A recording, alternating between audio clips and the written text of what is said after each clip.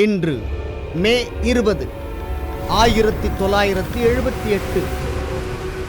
அமெரிக்காவை ஒரு முனையிலிருந்து இன்னொரு முனைக்கு ஓடி கடந்து சாதனை நிகழ்த்திய முதல் பெண் என்ற பெருமையை பெற்றார் மவிஸ் ஹட்சிசன்.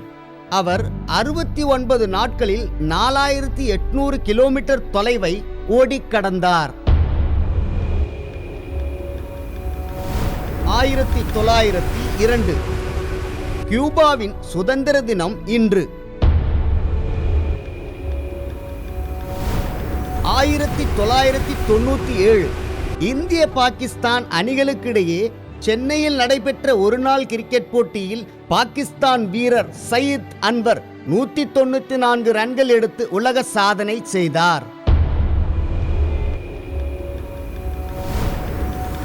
1506 அமெரிக்காவை கண்டுபிடித்த புகழ்பெற்ற கடலோடியான கிறிஸ்டோபர் கொலம்பஸ் இன்று ஸ்பெயினில் வறுமையில் வாடி காலமானார்.